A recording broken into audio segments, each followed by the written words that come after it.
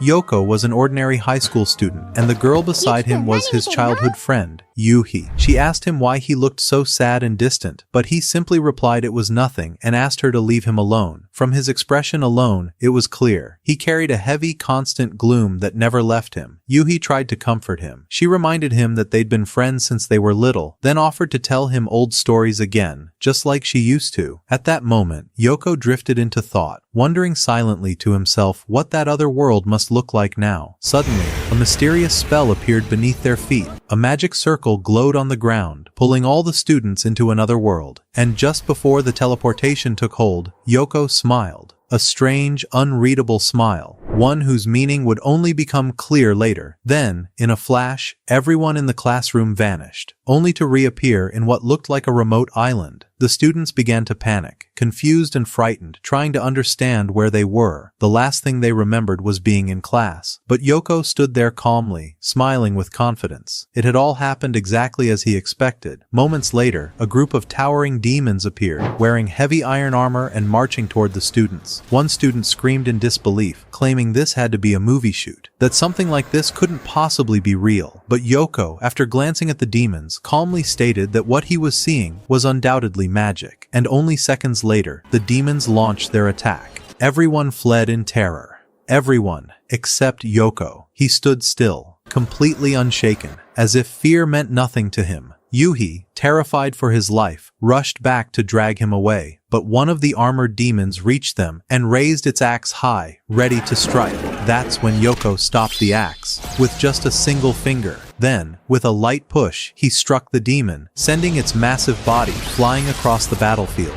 Yuhi looked back, but saw no trace of the monster. Stunned, she asked him what he had done to it. He answered coldly that this wasn't the time for questions. They had to escape now. Soon after, a group of royal soldiers arrived and charged straight toward the armored demons. They were supported by several mages who attempted to eliminate the monsters with spells, but the demons were far too powerful. One by one, the soldiers fell, their efforts overwhelmed with ease. From a short distance, Yoko watched the battle unfold. He narrowed his eyes and muttered to himself that the war was supposed to have ended long ago. Suddenly, a girl named Iruka appeared. She asked the students why they were in such a dangerous place, urging them to flee at once. By her side stood a knight named Grine, both of them members of the royal army. Without delay, they launched their assault against the armored demons. Grine displayed immense strength, cleaving through enemies with brute force. Iruka, on the other hand, channeled her sword and released a spell that conjured ice arrows, piercing the demons with incredible precision. Yuhi was stunned by their power, whispering that they were unbelievably strong. But Yoko replied calmly that such strength was only natural. It was exactly what he expected of them. Later, the students were brought to the royal castle, where the king himself welcomed them. He thanked them for arriving in such a critical moment. Then he explained that the kingdom they now stood in was called Destinea, and that it suffered from periodic demon invasions. The king continued, saying that the last great war had taken place 5 years ago. At that time, a group of heroes had been summoned from another world to save the kingdom from destruction. Now, fate had chosen this new group to protect Destinea once more from the demon threat. Then, the queen stepped forward. She acknowledged how tense and afraid they must be. She spoke of a hero named Setsu who had come from another world 5 years ago and successfully defended the kingdom. In honor of his deeds, a monument had been erected in his name. And at that moment, Yoko thought to himself how quickly 5 years had passed. Unbeknownst to the others, he was the hero they were talking about, the one who had once saved this world. The queen continued speaking, saying she knew how unfamiliar this world was to them, and pleaded with them to aid the kingdom. One of the girls whispered to her friend that she didn't even know how to fight, but her friend replied that they had no choice now. If they stepped outside, the demons would kill them immediately. Afterward, the queen arranged rooms for all of them to stay in, and the next morning, the students gathered in the training grounds, each holding a wooden sword. It was the beginning of their first training session. Iruka was there, instructing them in the basics of magic. She told them to focus on the energy that flowed within their bodies. Only through focus could they awaken their magical potential. The students tried to channel their inner power, but none of them succeeded. None, except Yuhi. She managed to produce a faint spark of fire. From afar, Yoko watched quietly. He thought to himself that Yuhi possessed an impressive talent indeed.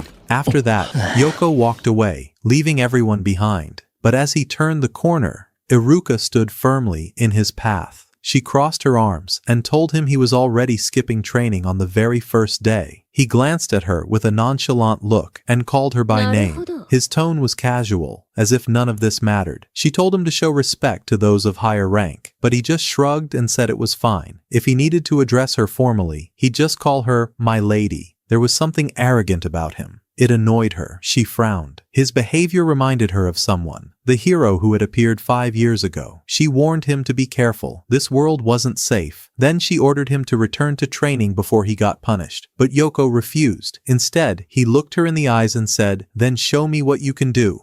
Her eyes narrowed. He needed discipline, and she was ready to deliver it. Without hesitation, she attacked. But what happened next left her speechless. Yoko dodged her strikes with ease. Then, with a single powerful counter, he struck her arm and sent her crashing to the ground. And in that moment, she knew. It all clicked. He wasn't just any student. He was Setsu, the hero from 5 years ago. She quickly scrambled into a seated position, bowing her head in apology. She said she hadn't recognized him, and that she'd been waiting to see him again for so long. He stared down at her, raising an eyebrow. "Are you planning to sit there forever?" That's when old memories came flooding back. She remembered how, in the past, she used to kneel and form a seat for him whenever he was tired. And so, she did it again. Yoko sat down on her back like it was the most natural thing in the world and began speaking to her calmly. She told him how happy she was that he'd returned, and that she would serve him just like before. A moment later, Grine arrived and froze at the scene. He didn't understand what was happening, but Iruka looked up at him and said plainly, "This is Setsu, the hero.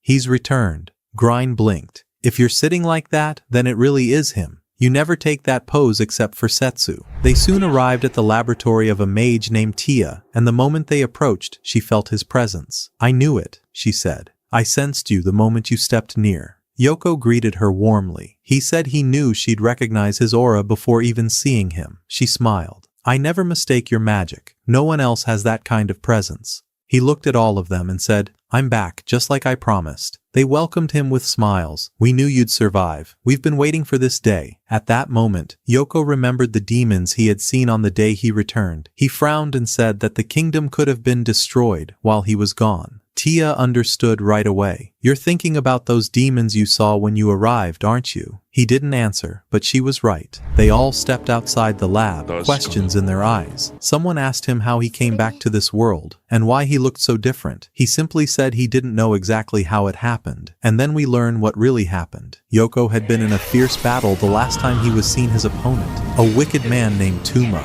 During that fight, a massive explosion had occurred, and both of them had vanished without a trace. We returned to Yoko, who explained that he didn't know the full details. But what he did know was this: he had been reborn in another world, while still retaining all his memories. And his magical power, Iruka believed that his reappearance couldn't be a coincidence. To bring him back so he could protect the kingdom and fight against the demons, Yoko interrupted them. He said the past didn't matter anymore. What he wanted now was to find out where Tuma had disappeared. He was convinced that Tuma was behind the recent attacks. That's when the mage Tia spoke. She asked him if he had sensed the curse controlling the demons. He nodded. There was no doubt in his mind. He had felt a powerful curse influencing their strength, and Tuma was the only one capable of such dark magic. Iruka added that they had searched for Tuma after Yoko vanished, but found nothing. Still, if Yoko had survived, there was a good chance Tuma had as well. Suddenly, a soldier arrived to summon Grine. The king had called for him. An emergency meeting. Iruka remarked that something serious must be happening. Yoko chuckled and said Grine had become pretty important lately. Inside the meeting hall, the king stood firm in his decision. There could be no peace with demons. The kingdom would declare war. Grine stepped forward, asking him to wait. Their envoy hadn't returned yet, but the queen was resolute. She said the demons were the ones who broke the truce and attacked first. She added that summoning heroes at the exact time of the attack was no coincidence. It was proof that justice stood with them, and that they had to strike back immediately. The king then said that agreeing to peace 5 years ago was a mistake. The only reason it worked at all was because the legendary hero had been there. Back on the training grounds, Yuhi was still practicing her magic. This time she managed to produce a visible gust of wind. Yoko was watching from a distance. He approached, and she flinched slightly, caught off guard, but he simply praised her, saying she'd come a long way. He noticed something was bothering her, so he asked. She confessed she was training hard because she felt war was approaching. Her voice trembled slightly. fear written all over her face. Yoko didn't want to scare her further, but he couldn't find the right words to ease her mind either. Then she said it. She would use every bit of her strength to protect him from harm. Shortly after, Grind returned to speak with Yoko. He informed him that the kingdom had decided to go to war with the demons, but that he had managed to delay the attack for now. Yoko said it was fine.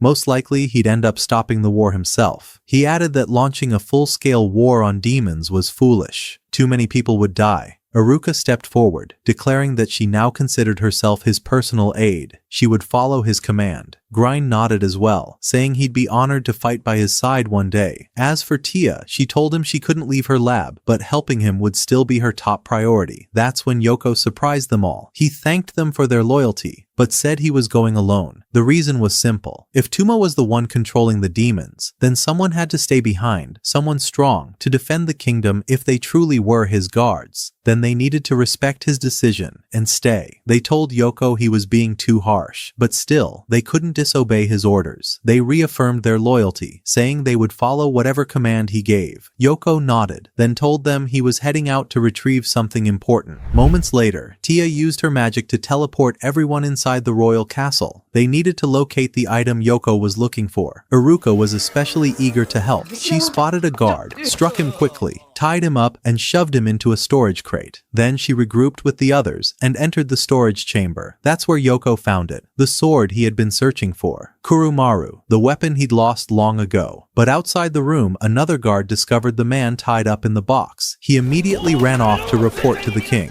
The king, furious, ordered every gate in the castle sealed at once. No one was allowed to escape. Tia clicked her tongue. "They've found us," she said. "We need to get out of here, fast." Yoko began preparing for his journey. He was headed to the demon lands. To confront Tuma, Iruka stepped forward, telling him she would buy him time. She promised to do everything she could to delay the king's army from marching. Just as Yoko reached the exit, Yuhi saw him and ran toward him. She asked where he was going. He looked at her and told her the truth. This was his second time in this world. He had returned for one reason: to save the kingdom from the demons. He said he had to travel far to meet someone from his past, someone who might help him stop the war. Tears filled Yuhi's eyes. She begged him to let her come too. She said she had learned magic. She could be useful now. Yoko smiled. He told her he believed in her strength, but he would go alone. He couldn't risk anyone else getting hurt. Suddenly, Yuhi cast a mix of wind and fire magic, styling his hair before his departure. Yoko was impressed. "Your control over wind and fire has gotten pretty good," she grinned. "I've been training hard, so I'd be ready when you needed me." Then, he gently bonked her on the head. She winced. "Why'd you do that?"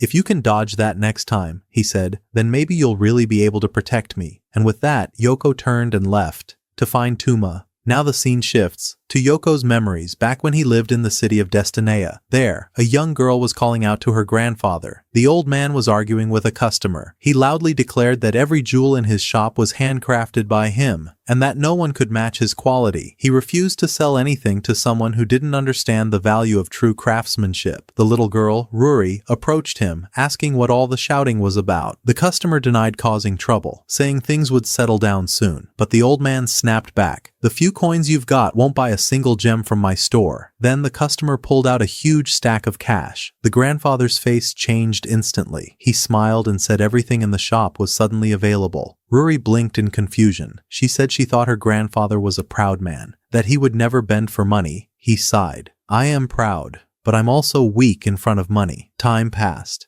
The old man passed away. Ruri was heartbroken. She eventually decided to close down the shop, but she had one final duty to complete, a promise she needed to deliver. That night, she rode in a horse-drawn carriage under the stars, holding the item she had to deliver. Suddenly, the horse stopped. A wild boar had appeared in the path. Ruri screamed in fear as the beast charged. It was blind in one eye, and instead of attacking her directly, it slammed into the side of the carriage. In the panic, Ruri dropped the item she was carrying, a magical hairpin. It flipped open as it hit the ground. Her heart nearly stopped. She leapt out, grabbed it, and clutched it tightly. She exhaled in relief. If she had lost it, her grandfather would have been furious with her. When Ruri turned around, the boar was right in front of her. She froze in fear, then said nervously, "I probably taste awful, you know. You really shouldn't eat me." The boar prepared to charge, but at that exact moment, Yoko appeared. With a single powerful strike, he knocked the beast to the ground. He rushed to check on Ruri, making sure she was safe. She apologized quickly, saying she had no money to pay him for saving her. She explained she was carrying an important delivery, something that had to reach its destination no matter what. She even offered to write him an IOU, or anything that would guarantee his reward, but Yoko shook his head. He didn't want anything in return. He just happened to be passing by and stepped in when he heard her scream. Still, he found it strange.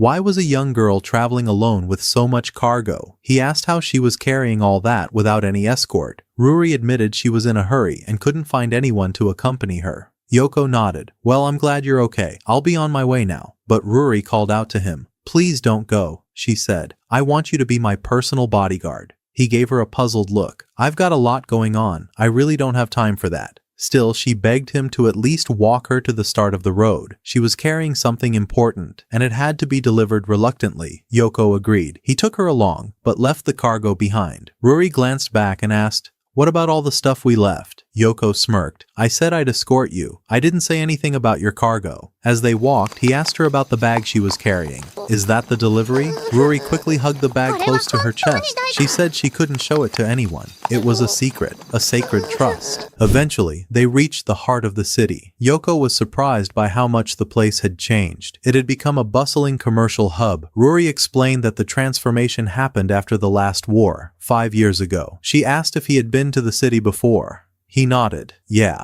but it didn't look like this. She told him she was looking to rent a ship, to travel to a place called the Demon Continent. But when she got to the port, no one would help her. "Are you serious?" one sailor said. "You want to sail to the Demon Continent alone? At your age? No way." Everyone refused her. Still, Ruri kept searching, asking every sailor she could find, but every answer was the same: no. Then, 3 guards from the Destinia Royal Army approached her. They claimed it was just a routine security check. Once they found out her grandfather was a merchant, their tone changed. They were bitter. "Merchants make all the money while we risk our lives protecting the city," one of them muttered. After inspecting her papers, one of the guards demanded to search her bag. Ruri panicked. She told them she couldn't allow it. The bag contained something private, an item that no stranger was allowed to see. The guard reached out to take it by force. That's when Yoko stepped in. He grabbed the guard's wrist. "You can't search her bag without a warrant," he said. The guard scoffed. "And who are you to decide that?"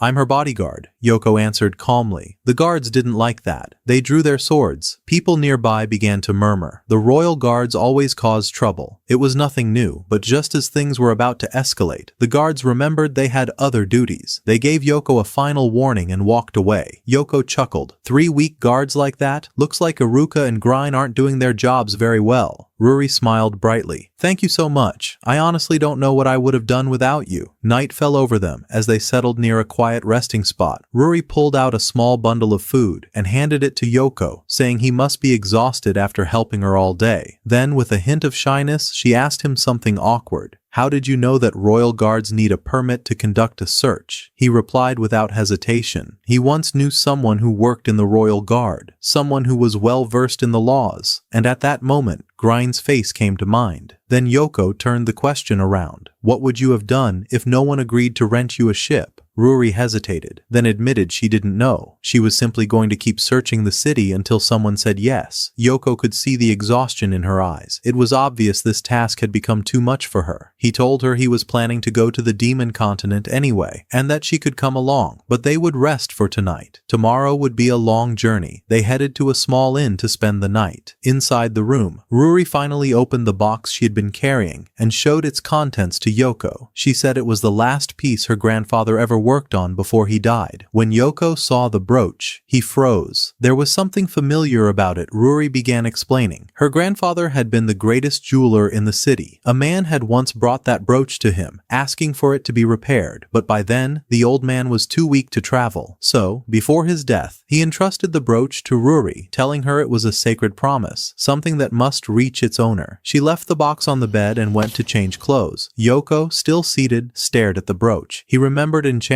it once, with a protection spell, and as he whispered to himself, a shadowy image appeared in his memory. a face he hadn't seen in years. One with strange, sharp features. They eventually went to sleep, but trouble was already closing in. The same 3 guards from before were now back, searching the area. Yoko sensed them the moment they got close. The door burst open. Ruri screamed when she saw one of the men. Yoko immediately apologized for the scare, then grabbed her and leapt straight through the window, but he didn't get away clean. The guards followed. He turned into a narrow alley filled with garbage and filth, and the moment the guards chased after them, they slipped and fell hard. Yoko laughed. The scene was too ridiculous not to, but the chase wasn't over. They reached a dead end. Realizing they were cornered, Yoko took a deep breath. There was no avoiding this. He turned around, looked at the guards, and told them to draw their swords. Ruri shouted at him, begging him not to provoke them any further. He glanced at her with a calm expression. "No need to worry, I won't hurt them, but they really should leave now." Then came the surprise. Yoko called out, and from beneath the waters, a massive legendary dragon emerged. It soared into the sky, water trailing behind its wings like a tidal wave. He climbed onto its back, lifting Ruri up with him. The guards stood frozen, watching the impossible unfold. "That's not real," one of them whispered. "No way that's real." The dragon's name was Leviathan. Yoko gave her a quiet command. "To the demon continent." Still speechless, one of the guards turned to the other. "Should we report this to the king?" The second one shook his head. "Nope, let's pretend this was just a dream, and leave." Ruri was still clinging to the back of Leviathan, trembling as she stared down at the world from such a terrifying height. Her thoughts raced. Who was this guy? How had she dared to ask someone like him to protect her? A man with terrifying power, and a dragon this massive. High in the sky,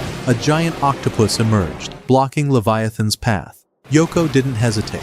He shouted encouragement to the dragon, urging her to unleash her fireballs. And Leviathan did exactly that, engaging the octopus in a fierce mid-air battle that ended with a blazing victory Ruri could barely watch, screaming for Yoko to help somehow. The fear in her voice was real. She couldn't handle watching such a violent fight. When the battle ended, something unexpected happened. Leviathan began to change. Her massive body glowed, and in a flash, she took on human form. Yoko turned to Ruri and smirked. "This is the perfect time to greet an old friend. Say hello to the Queen of the Seas, Leviathan." She stood before them now, radiant and full of pride. Her presence was overwhelming. Ruri could hardly speak. She couldn't believe what she was seeing. Was she really face to face with the legendary Sea Queen? Leviathan noticed the awe in her eyes and gave a smug, satisfied look. "You're lucky," she said. "Very few ever get to see my true form." Ruri lit up with joy. Even though it felt like a dream, she couldn't hide her excitement. But Leviathan wasn't smiling for long. She turned toward Yoko, frowning slightly. "And why didn't you help me during that fight?"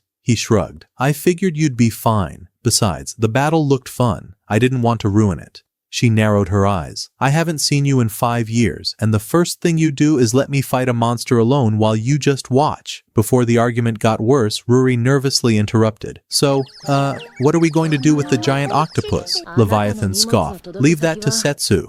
And with that, Yoko began slicing the octopus into neat cuts, roasting the meat over an open flame. He handed a piece to Ruri. She tasted it, and her eyes lit up. "That's actually delicious." Leviathan, sitting nearby, crossed her arms. "I prefer it raw. The flavor's much better that way." Time passed, and soon Yoko announced that they had finally reached the demon island. Leviathan nodded. "We're close to the fishing village if you want to catch something. But the demon queen's castle is up there, right at the top of that mountain." Yoko turned to Ruri. "This is where we part ways. You're here to deliver that item, right? Then it's time to meet the demon queen herself." He added that he also needed to see her, for a different reason. Leviathan raised an eyebrow. Surprised Ruri was carrying something for the queen? "How are you holding something that belongs to her if you don't even know her?" Then it clicked. She remembered that the brooch was supposed to be sent to the humans for repairs. Everything made sense. Ruri's eyes widened in shock. "You mean that was meant for her? The demon queen?" She stood frozen, unable to say another word. Leviathan let out a sigh. "Well, my job here is done.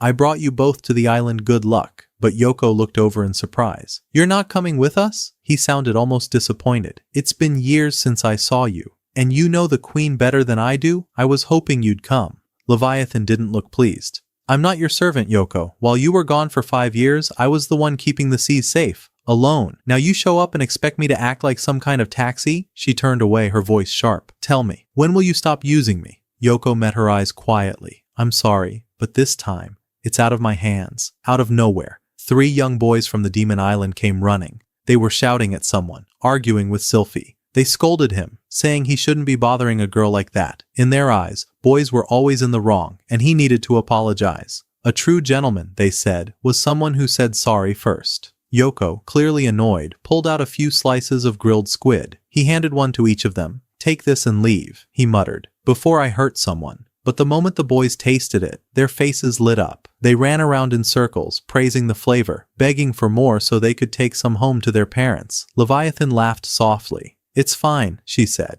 "We still have plenty of octopus left." Yoko sighed and picked up the remaining meat. Then they headed into the heart of the city. The mood in the city was grim. The people of the demon continent looked weary and defeated. They hadn't been able to fish ever since the giant octopus appeared in the sea. Now with their food supply nearly gone, they were facing the threat of famine. Yoko stepped forward and offered to cook the octopus they had. He asked if there was a good place to set up. When the villagers realized he was the one who had slain the sea monster, their expressions changed immediately. They welcomed him with open arms. That night, a grand feast was held in the village square. They celebrated the return of Setsu and the presence of Leviathan, who had helped bring down the beast. They presented her with their finest local drink and the best food the village had to offer. Leviathan accepted the gifts with grace and handed out grilled slices of octopus to everyone with a proud smile. Meanwhile, Yoko stood alone at the fire, still grilling more meat. He wasn't exactly thrilled about being the chef for the night. Far away, a guard from the Demon Queen's castle spotted the rising smoke. He narrowed his eyes. From that distance, the flames looked like a battlefield. He panicked, thinking the humans had launched an attack. As a member of the Queen's elite guard, it was his duty to act immediately. He dashed toward the city to investigate. The feast came to an end. By now, Ruri was barely standing, her legs trembling from exhaustion. Leviathan approached her gently. "You've done a lot today," she said, voice soft. She gestured for her to sit beside her. Then her tone grew curious. "There's something I've been meaning to ask you." She leaned in slightly. "How did you meet Setsu?" Leviathan began telling her story. It happened 5 years ago. Setsu had tried to cross her sea without permission. She wasn't about to let that slide, so she confronted him. They fought, and Setsu won. After the battle, he asked her to help him stop the war between humans and demons. He wanted her by his side, wherever he went. That moment marked the beginning of her connection to the hero Setsu. She lowered her voice, clearly embarrassed. During the height of the war, when tensions were high, she admitted she had been afraid. And she ran, she hid in the depths of the sea, far away from the conflict. Setsu had been furious. He struck her, not out of cruelty, but because she abandoned her promise. Ruri was stunned by the story. To her, it only made the hero seem braver, more real. She couldn't help but smile. Leviathan paused, her expression softening. She used to think Setsu was only known in the city of Destinea. Ruri nodded. "You're talking about the hero who stopped the war, right?" That's when it hit her. The Setsu standing with her now. He wasn't just a skilled fighter. He was that hero, the legendary one. "It makes sense now," she muttered. "Of course he knows the Sea Queen, and the Demon Queen too. But why didn't he tell me?" Leviathan shrugged. "He won't tell you anything unless you ask." Ruri blinked, realization dawning. "So that's why there haven't been any sea battles lately." Leviathan nodded. "Exactly. He made me promise 5 years ago, and I kept my word. But now, he treats me like I'm just some kind of transport service." Ruri tilted her head. "Are you angry at him?" Leviathan sighed. "No, not after seeing him again and knowing he's safe. I'm not upset." That moment said it all. Ruri could tell. She truly cared about him. "I waited for him," Leviathan added softly. Suddenly, a loud voice shattered the mood. A clumsy knight came charging into the middle of the feast, shouting for everyone to stop. "No one move. As commander of the Demon Kingdom's royal guard, I will not allow a new human invasion." The children burst into laughter. "Why do you look so tired?" one of them asked. Leviathan, still chewing a fresh piece of fish she'd just pulled from the sea, spoke without looking up. "This tastes way better than that octopus Setsu cooked." The guard finally noticed her. He was shocked, not only by her presence but by the fact that she was in her human form. Then his eyes drifted past her and landed on a sword, the legendary one. A powerful wave of magical energy radiated from Yoko. The guard's face turned pale. "There's no mistake. It's you, Setsu. Your appearance has changed, but the power is the same." Setsu looked him in the eye. "Why are you outside the Demon Queen's castle? What happened here? Is this about the war?" The guard hesitated. "I was searching for Leviathan. I didn't expect to find her with you again. Then his tone shifted. He pleaded with them. Please, help protect the demon queen. A man arrived not long ago, asking to marry her. His name is Terran. Leviathan raised an eyebrow. A marriage proposal? That sounds like good news. What's the problem? I've never even heard of that name. But the guard's face grew grim. No, it's not good news at all. She's being forced into it. Terran carries a cursed pendant. One that holds a terrifying magical curse. Setsu's expression darkened. The demon queen can't neutralize a curse that strong. Not if it's tied to a human like him. The guard nodded. You must know what happened last month, right? The day the humans invaded Demon Island. Setsu froze. What are you saying? Humans attacked the demons. The guard's voice dropped. A group of armored soldiers arrived at a coastal village. They destroyed everything. And after the attack, they left behind the flag of Destinea. He continued, we sent an envoy to speak with the humans, but he never came back. Then came the man known as Terran. He introduced himself as a mediator, someone who could bring peace between humans and demons. He had taken advantage of the demon queen's desire to end the war, and used it to propose marriage. Setsu narrowed his eyes. How can a single man end a war so easily? There was something off about him. This Terran had to be incredibly powerful. But Ruri suddenly interrupted. Are we sure he's actually strong? She asked. I've heard of him before. He's a rich merchant. Every ship that sails the sea belongs to him. The captain of the guard nodded. She was right. Terran controlled vast territories and trade routes. In a war like this, relying on merchants like him had become a necessity. Setsu's frustration flared. He grabbed the guard by his collar. You mean to tell me you can't even protect the queen? But the guard didn't flinch. I would give my life for her, he said firmly. What you're saying isn't fair. Then Leviathan stepped in. No, the fault lies with you, Setsu. You're the one who convinced the demon queen that peace was a shared responsibility. You told her you'd protect this world. Together. She paused. She believed in you because of that. But trusting someone like Terran was a mistake she made because you left. Leviathan turned to the others. We can't leave her alone now. Setsu agreed without hesitation. They headed straight for the castle. On the way, they were ambushed by wild feral hounds, but Leviathan didn't hesitate. She unleashed her power and wiped them out effortlessly. A moment earlier, before the journey even began, the captain of the guard had warned them that the road to the demon queen's castle was crawling with powerful monsters. But Leviathan told him not to worry. She'd take care of it. And Setsu had mentioned a shortcut, one that would get them there faster and help avoid most of the beasts. Now, back in the present, she was tearing through the enemy without breaking a sweat. Setsu watched in awe. He hadn't expected this level of strength, especially not in her human form. What now? Leviathan asked as she stepped over the fallen beasts. I suppose, Setsu replied, that once we arrive, I'll have to defeat that so-called Terran. He was growing more suspicious by the minute. Back in Destinea, they claimed the demons started the attack. But here, they're saying the humans did. When I got to Destinea, I saw monsters near the city, but they weren't demons. His voice grew colder. There's someone else pulling the strings behind all of this, and I have a feeling it's Terran. That cursed pendant of his isn't just for show. Leviathan nodded slowly. She was starting to feel the same. If he's the one behind it or not, Setsu added, I'll find the person who caused all this. They continued walking. Leviathan looked happy. She was back beside Setsu again. And it showed. I waited for you, she said smiling, for years, deep beneath the sea, and now that you've returned, I'm not letting you go. Then she laughed. Light. Genuine. By the way, those octopus slices you made, they were actually really good. I was just teasing when I said I preferred them raw. The scene shifted, back to a memory, to the story of the Demon Queen. It was 5 years ago, during the war between humans and demons. Setsu had faced the queen in battle. He defeated her, but instead of killing her, he offered peace, a treaty, an end to the conflict. She had been captivated by him, impressed, moved. She agreed to stop the war. Before they parted, Setsu gave her a magical brooch, a keepsake to remember him by. Sometime later, the captain of the Demon Queen's guard entered her chambers. He informed her that Setsu was nowhere to be found. Even Destinea had searched for him, without any trace. The Demon Queen lowered her gaze. Despite everything, she had already made her decision. She would honor the promise, no matter what. She would protect the peace between humans and demons.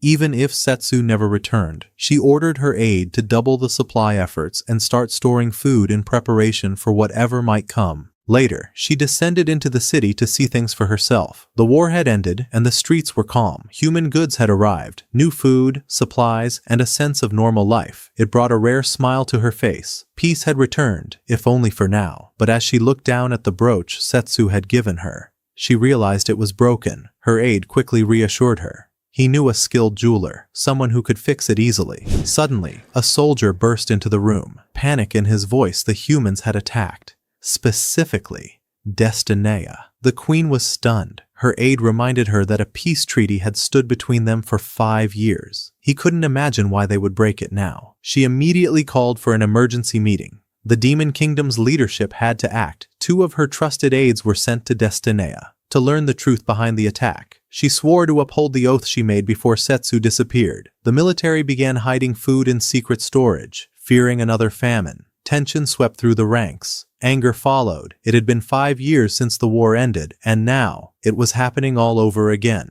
Some soldiers noticed something strange. The attackers wore armor, old-style gear humans used during the First War with Destinea. No one trusted the humans anymore. Their betrayal felt inevitable. But the queen, she was afraid. Setsu had been gone too long. If war returned, she wasn't sure they could survive it. Her personal aide entered the chamber with more news. A man named Terran had requested an audience. A well-known name, infamous for his wealth and power. The scene shifted to the throne room. Terran sat casually, one leg crossed over the other. Everyone else in the room clearly disliked him. He claimed to have a tempting offer. His influence, he said, could end the war instantly if he chose to. The Demon Queen remained still, her voice calm yet firm. Get to the point. What do you want? Terran didn't hesitate. He wanted marriage. She already knew how wealthy and powerful he was. He made it clear he could bring peace between the 2 sides. In seconds, then he showed her a pendant, a cursed one. This, he said, is what you'll wear on our wedding day. The moment her aides saw it, they understood it wasn't just cursed. It was a collar of slavery. The queen replied with chilling calm. This isn't a marriage proposal. This is a blatant attempt to enslave me. Her aide stepped forward immediately. You must reject this. There's nothing honorable about this deal. Only humiliation. But the queen turned to Terran and said softly that she would need time to consider. He smiled. Take all the time you need. Then, just as he began to leave, he looked back. Make your decision quickly. Destinea's army is already at your gates. After he left, the Demon Queen sat alone, lost in her thoughts.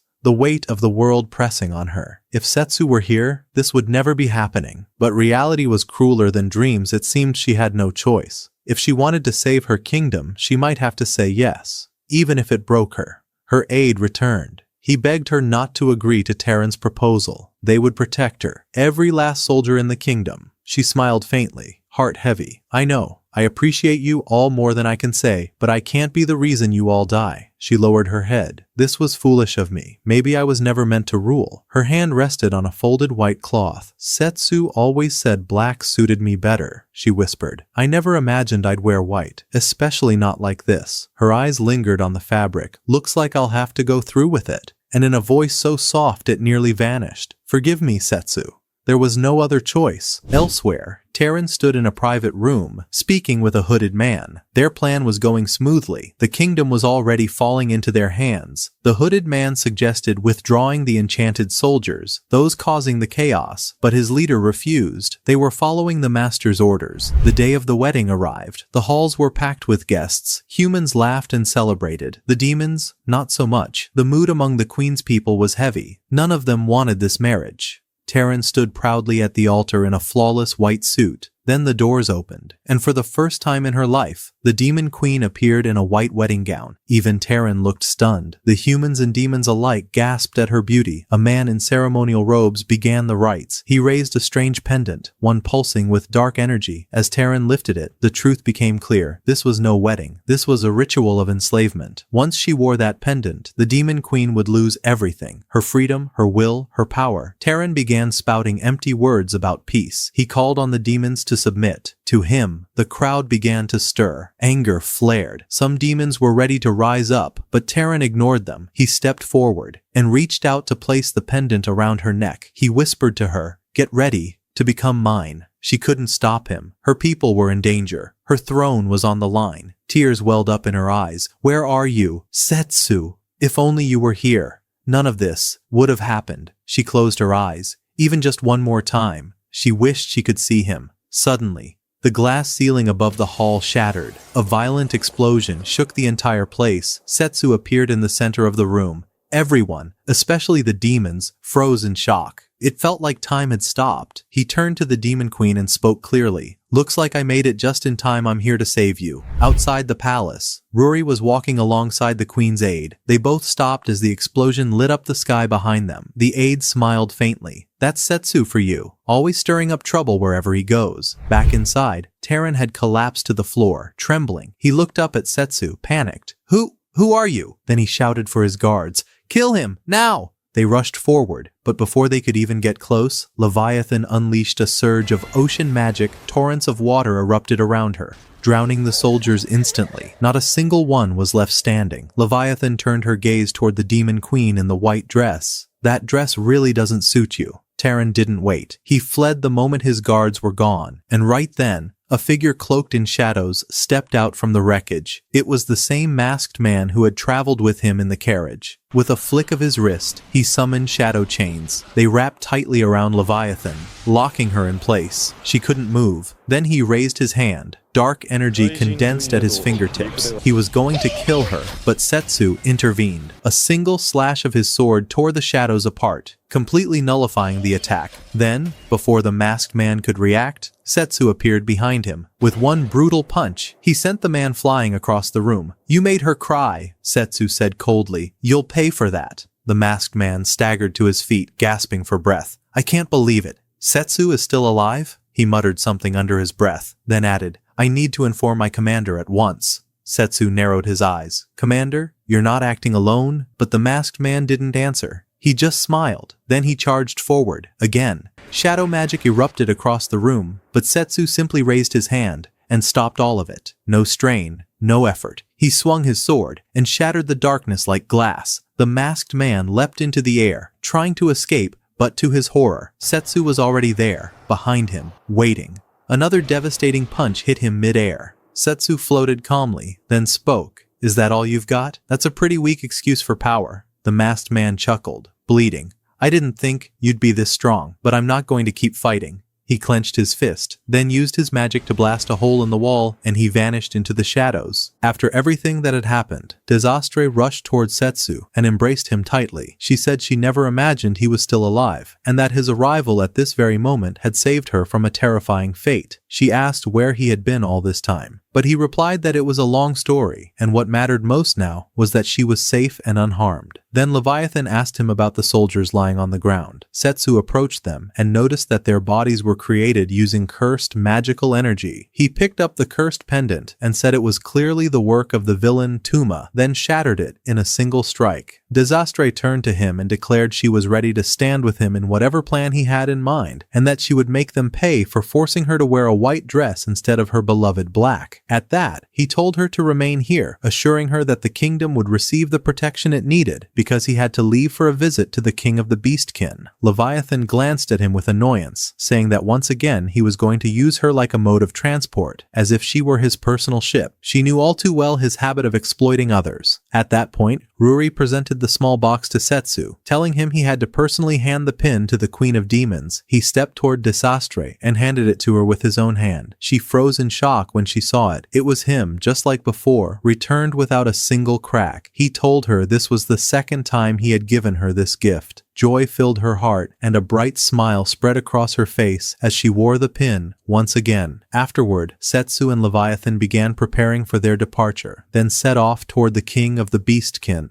Desastre bid farewell to Setsu and his companions, wishing she could go with them, but Setsu told her that her duty was to protect the demon realm from any incoming threat. He told her not to worry. If they succeeded in bringing peace, he would return to her, and then they could go anywhere she wanted together. Her assistant stepped in, stating that even if peace reigned, the Queen of Demons could never leave her realm. Setsu replied curtly, telling him not to interfere, and so their new journey began. Then, we see a flashback from Setsu's life before he arrived in the other world. Back when he and Yuhi were still children, it becomes clear that Setsu was an annoying little boy, so small that when Yuhi would greet him, he wouldn't even respond. Even when she asked him to play together, he would brush her off, saying he was busy and that the weather was too hot. Yet Yuhi loved him dearly and never left his side. They were neighbors after all. She stayed with Setsu most of the time, always playing with him, and even during study sessions, she made him help her with schoolwork. Since Setsu was an honor student, we see that he later enrolled in an elite school for the gifted. Yuhi longed to join the same school, but couldn't because her academic level was too low. As they walked together, Setsu caught sight of the finest educational academy, a place said to forge courageous, powerful individuals, helping them overcome their weaknesses and become unstoppable. Yuhi added that she wanted to enroll in the same school where Setsu studied, and that she was willing to do anything to make that happen. But Setsu wasn't interested in her words. His eyes stayed fixed on the sign in front of him. They finally reached the school gates. Yuhi asked him what she should do next. Setsu told her to find a simpler school so she wouldn't struggle with studies, saying there was no need to complicate things. Yuhi got upset, feeling ignored, and left the place crying, while Setsu stood there, puzzled by how quickly she became emotional. The next day, Yuhi was taking the entrance exams for Setsu's school, but she ended up with poor scores and couldn't get in. She walked out, tears welling in her eyes, and encountered 3 delinquent boys. They asked her why she was crying and told her to come with them instead of worrying about exams or studying. She felt scared, but then Setsu appeared. He told the boys to back off and find someone else to bully. When they realized he was with her, they quickly ran off.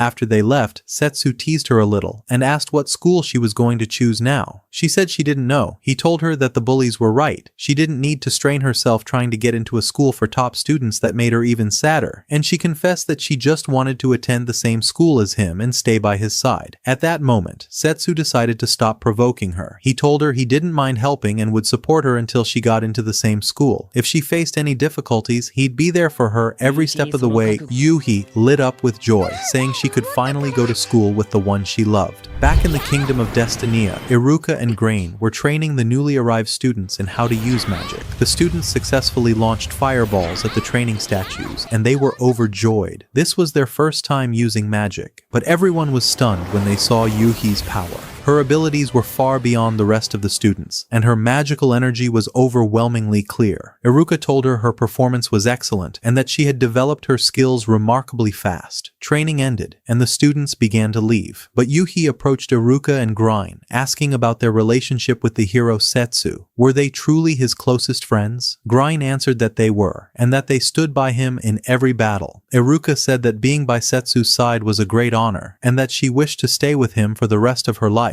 It was clear from her words that she had deep feelings for him. Yuhi replied that she too wanted to remain by Setsu's side. Especially in this world, Iruka took her to a high place overlooking the kingdom and told her that the realm was at peace now thanks to the end of the last war. But it was likely that even at this very moment, Setsu was fighting some villain just to preserve that peace. She added that this was the reason they continued training, because any moment could turn into a new war. Yuhi assured her that she had the determination to stay by Setsu's side no matter what, and that she was willing to do anything for that goal. At that, Iruka decided to test Yuhi herself, to see whether she truly deserved to stand beside the hero. Iruka launched an attack with her sword, striking seriously, which startled Yuhi. She told her that if she wanted to pass the test, she had to show her true strength. Iruka summoned ice magic and tried to strike, but Yuhi responded with fire magic, and managed to block the attack. Iruka was impressed by Yuhi's level. She said she didn't expect her to improve so quickly, and that all the students who had arrived in this world had now reached a remarkable magical standard. But then, she surprised Yuhi, telling her that despite all of that, she still couldn't remain by Setsu's side forever, because she lacked something truly important. After that, Iruka took Yuhi to a strange and dark place, filled with monsters. Yuhi asked her what it was that she lacked, what stopped her from staying by Setsu's side, and why she had brought her to this place. Iruka explained that this was a training ground for knights, where they kill monsters to raise their levels. A monster would appear now, and it would be her duty to defeat it. The creature emerged, a massive crocodile-like beast with a terrifying appearance. Iruka told her it was now her job to kill it on her own. Yuhi stepped forward with great fear, backing away step by step, but Iruka urged her not to hesitate and to strike. The monster prepared to attack, but Yuhi made her decision. She launched a small fireball that struck it directly, setting its body ablaze. She was thrilled with her success and told Iruka that she had defeated it, but Iruka quickly warned her. The monster was not done yet. The giant crocodile charged again, snatching the magic staff from her hand, then slashing her arm with its sharp claws. Yuhi screamed in pain,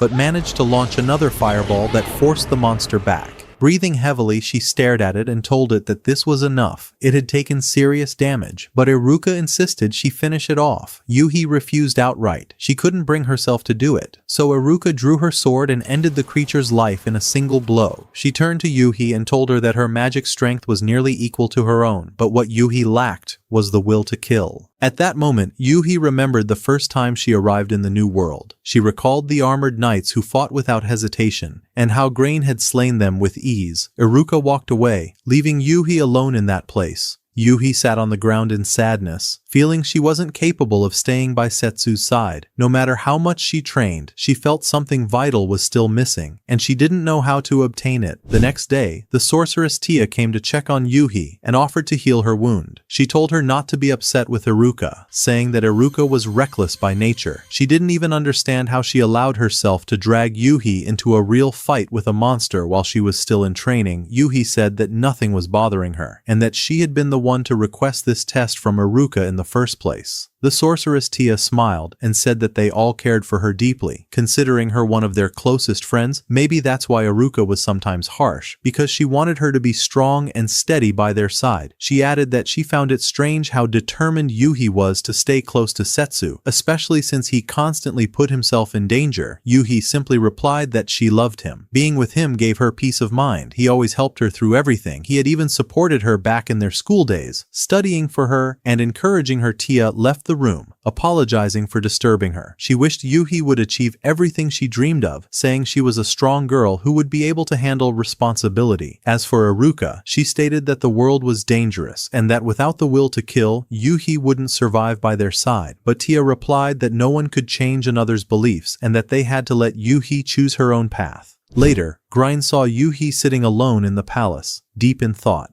He walked over and she told him everything that had happened. She confessed that she lacked the will to kill and asked him how he had possessed such a resolve when he faced the armored knights and killed them all without hesitation. Grind told her that the world was cruel and that he never wanted to watch someone die in front of him again. That's why, when he saw evil or danger, he didn't hesitate. He fought to the very end. Not because he liked killing, but because he wanted to protect the people around him. He told her that the decision was hers alone, and she was the one who had to choose her path. He added that if Setsu were here, he would be waiting for her decision too. The moment she heard Setsu's name, determination ignited in her heart. She returned to the training field and unleashed a powerful fireball that blew the target statue to pieces. Green was stunned by her magical strength. Even Tia, upon seeing the explosion, said it was clear that Yuhi had made her decision. The next day, Yuhi went with Iruka to the same place where the crocodile monster had first appeared. Iruka told her that she looked more eager than before, which meant she had made up her mind. Yuhi confirmed that the choice was hers, and now she would prove what she was capable of. They waited for the monster to rise from the water. It did, stronger than the first time. Yuhi still felt a bit of hesitation, but Iruka warned her that hesitation could lead to death. Yuhi stared at the beast with unwavering eyes and said, "I'm not hesitating."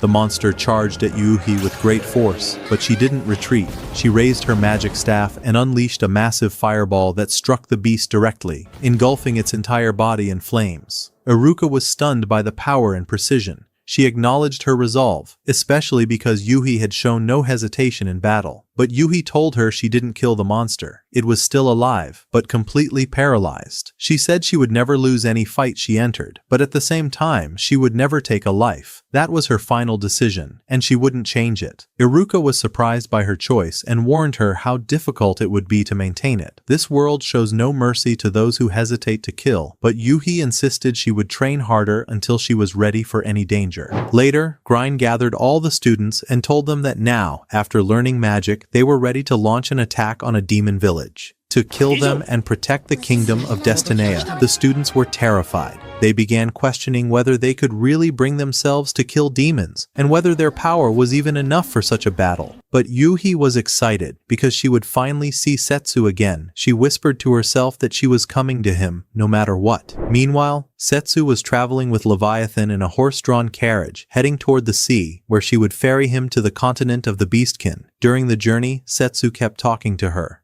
He told her she seemed slow and lazy lately, asking where the old fire in her spirit had gone. The kind she always had when she insisted on going with him wherever he went. But Leviathan was completely focused on eating. She didn't care about what he said and simply asked what exactly he wanted her to do, then added that now she was nothing more than a transportation service to him, ferrying him to the ocean, then to the continent, all without him paying a single coin, like some kind of free ride. Setsu said he never intended to treat her like that, but with the war between humans and demons, all ships heading to the Beastkin continent had stopped sailing. So, he had no other option. He added that the carriage trip was taking way too long, and asked her if she could use teleportation magic to reach their destination faster. Leviathan laughed mockingly. She told him to stop treating her like she had some kind of divine power. Teleportation required years of training and a massive amount of magical energy, not just a simple desire to move from one place to another. Finishing her meal, she slid the plate over to him and, with complete indifference, told him she wanted a second plate. Overflowing with food, the carriage came to a sudden stop, prompting Setsu to grip his sword, sensing danger. But instead, two girls approached and boarded the carriage. They were heading in the same direction. When one of them saw Setsu, she froze in shock. She was a demon girl whom Setsu had trained long ago. Her name was Elise. Leviathan asked why he was standing there frozen, and Setsu replied that the last time he had seen Elise was a long time ago. Elise began to cry, saying she had missed him so much, but she quickly wiped her tears, saying she had become stronger now, and didn't cry like she used to. Setsu introduced Leviathan to Elise, saying that Elise had once been his student. Elise was overjoyed, calling it an honor to be one of his pupils, and she added that all her fighting skills came from him. Then Elise introduced the small girl accompanying her. Her name was Amal. Amal greeted them warmly and mentioned that she was the sister of someone named Anas. Setsu was surprised and asked if she really had a sister, but Elise clarified that they weren't related by blood, yet she considered her a true sister since they had lived together for a long time now. After that, Elise asked Setsu where he had been these past 5 years. He told her he would explain everything. When he finished the story, Elise understood that he had returned to stop the villain, Tuma. Though he looked different, she said she recognized him by his spiritual energy. Setsu then asked if she wanted to accompany them to the continent of the Beastkin. But Elise apologized. She was already tied to another mission. Amal interrupted, saying that Elise was staying with her because of her problem. Elise began to explain the situation to Setsu. After his disappearance, she continued her training and slayed many monsters. One day, she was protecting a village. A local villager asked her to kill a dragon that had been attacking the area and took her into his home to stay temporarily. That's where she met the child Amal for the first time. During dinner, Amal asked her if she lived alone. Elise answered that she lived with her brother, but he had vanished 2 years ago, around the time that dragon first appeared. Since then, no one had heard anything about him. Elise reassured her that she would try to kill the dragon and find her brother's whereabouts, but Setsu found the story strange and asked whether the dragon had killed her brother. Amal said her brother wasn't dead, he had only disappeared. Then Elise added something odd. Every time the dragon attacked the village, several residents would vanish without a trace. Strangely, there were no bodies, no remains, whereas monsters typically left behind clear signs when killing people. Leviathan commented that it sounded more like abduction than killing. Elise continued. She decided to confront the dragon herself to get to the bottom of things, so she put out all the fires in the village to lure the dragon directly to her. Despite Amal's fear and objections, she told her it was the only way to draw the creature out. Amal opened her hands and showed Elise a tiny butterfly she had caught. She said she had held onto it just for her. But the butterfly suddenly flew away, and right after, the dragon appeared and began launching fireballs at Elise. Elise managed to dodge the attacks and fight back. She even managed to wound the dragon, causing it to flee immediately. She tried to follow it to track its location, but it vanished without a trace. When she returned to the village, she discovered that even more villagers had disappeared, and when she arrived back at the house, she found Amal alone, practically the last remaining person in the village. At sunrise, Elise took Amal to find someone who could look after her until the mystery of the dragon was solved. She told everyone that she had made up her mind. She would find her brother after slaying the dragon, so he could return and live safely with his sister. Setsu said the situation truly sounded suspicious, but he had decided to help. His student was in trouble, so it was his duty to stand by her. Both Elise and Amal were overjoyed and thanked him warmly. And then, as usual, Leviathan started rambling nonsense. She suddenly declared that she had figured out the real reason behind everything happening in the village. Her conclusion? Zombies! Amal was stunned and asked what that even meant. Leviathan continued her wild theory, claiming that the villagers had been turned into zombies by an evil necromancer, but Amal objected, saying that there had never been a necromancer in the village to begin with. Setsu added that zombies typically increase in number, not disappear. Still, Leviathan pushed forward with her nonsense, saying this was a rare breed of zombies that vanished instead of multiplied.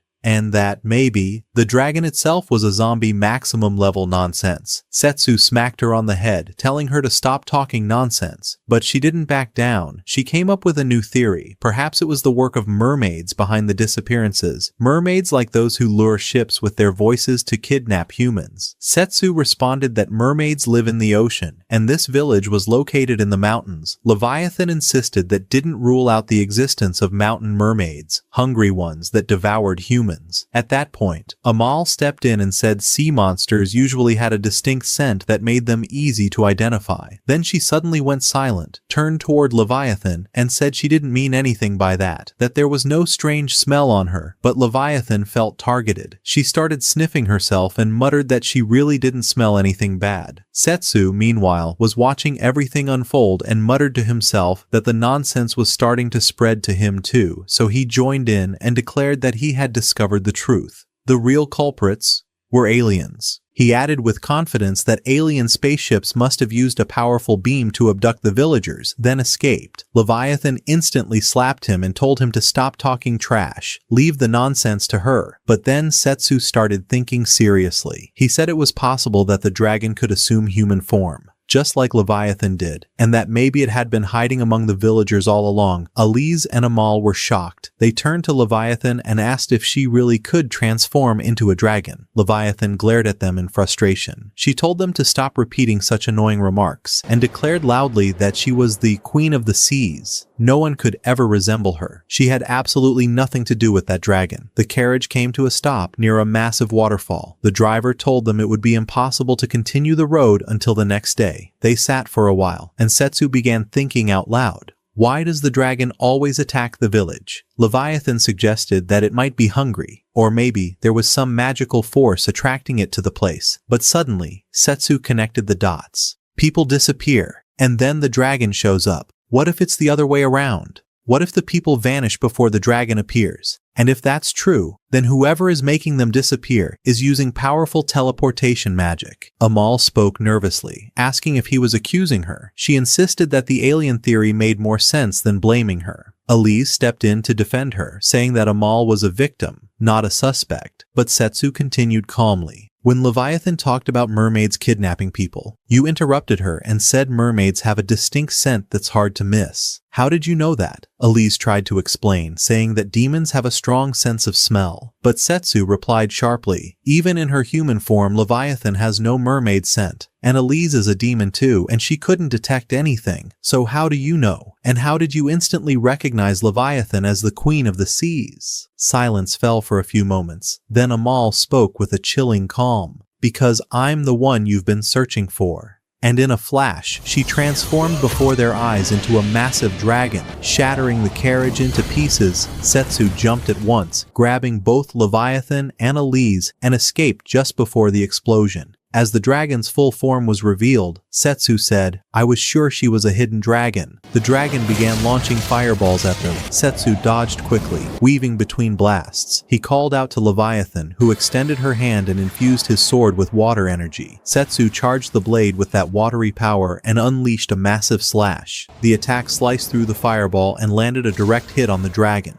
The beast tried to flee, but Elise leaped onto its back and struck it with her sword. Suddenly, the dragon's body turned into a glowing yellow light, and the terrifying form completely vanished. Everyone stood still, staring in awe at the radiant glow. Immediately afterward, the scene shifted. Setsu was now riding on Leviathan's back, soaring through the skies toward the continent of the Beastkin. Leviathan asked him, "Are you not worried about Elise?" He answered with confidence, "Elise is a gifted student. Don't worry about her." As they neared the Beastkin village, Elise had already returned to her own village once again. As all her memories with the girl Amal returned to her, Elise was struck with shock when Amal appeared once more, alive, standing among a large group of monsters. Elise froze, stunned, as the girl told her she was wrong to think she had died, and that demons didn't have the sharp sense of smell they believed they had. She and the monsters she commanded had completely different scents. Elise asked her about the missing villagers. Her answer came cold and unfeeling. She had drained all of their energy, and now they were part of her power, energy needed for the war to come. Then she revealed her true identity. Her real name was Melora, Queen of Beasts, and it was the leader Tuma who had given her that name. Elsewhere, in the continent of the Beastkin, a girl named Shironeko lived among the villages. The people knew her well and loved her. She was the one they relied on to provide them with food, hunting, and gathering it all on her own. Every merchant welcomed her with smiles, offering her food in return for her tireless efforts. But she only took what she needed, and gave the rest to the poor. Shironeko returned home carrying plenty of food for her sick younger sister. She also brought the medicine she bought regularly, despite its high cost. She had sworn a vow to stay by her sister's side until she fully recovered. Meanwhile, Setsu was also in the Beastkin continent, searching for a boat to reach the king. But all the sailors told him no ships would depart before tomorrow. So, once again, he had to rely on Leviathan, which irritated her, especially after one of the men mentioned a ship would be leaving tomorrow from the royal castle. Her frustration grew,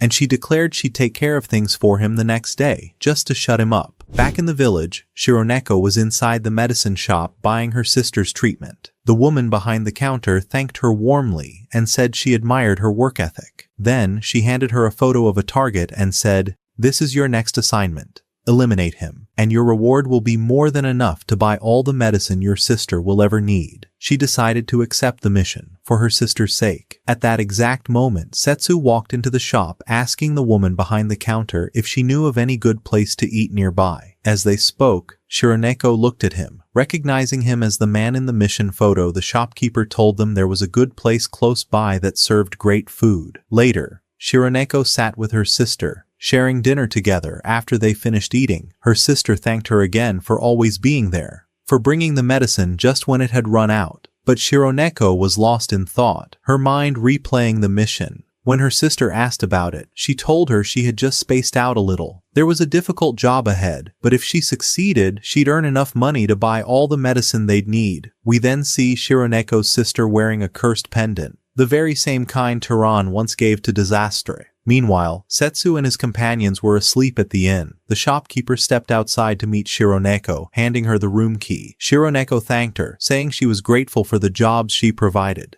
Enough to pay for her sister's medicine. She said the woman was the one who took care of them more than anyone else, and from now on, she would think of her as an older sister. The shopkeeper smiled and told her to go finish the job. Shironeko immediately lit up with determination and promised to do it right. She successfully snuck into the room and found Setsu lying asleep before her. She extended her claws, ready to kill him. But the moment she struck, his body vanished. It had been illusion magic. He appeared behind her and struck, blasting her out of the window and onto the street. Setsu descended with his sword in hand. He asked her if she was working for Tuma. She replied she didn't even know who that was, but she had been given a mission to kill him. She then used transformation magic. Her arms swelled with power as she attacked him again. Setsu admired her strength after the transformation and told her to show him what else she could do. Shironeko leapt into the air and launched a large fireball his way, but Setsu blocked it with his sword and dashed in close, slapping her across the face.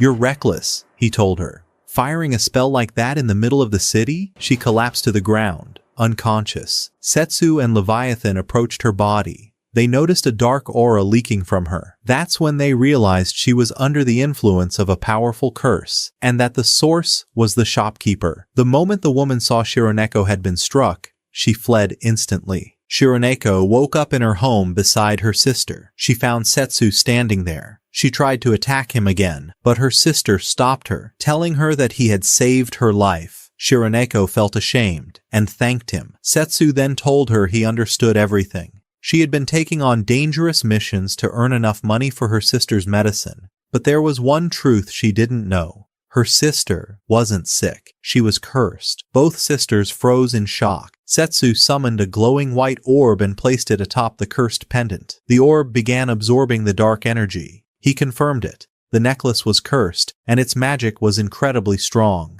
Leviathan asked who created the curse and why, but Setsu answered that this wasn't the time for that. Right now, their focus had to be saving her sister. He could tell the magic circle he had drawn wasn't enough to absorb the curse completely. Shironeko began crying, begging him to save her sister and destroy the cursed necklace. He told her not to worry. Her sister would recover and return to how she once was. Then he turned to the girl and said, "Get ready. What I'm about to do might be painful." She looked him in the eye and said, "I'm ready for anything." Setsu immediately began channeling additional magic, summoning a massive sword with a strange design.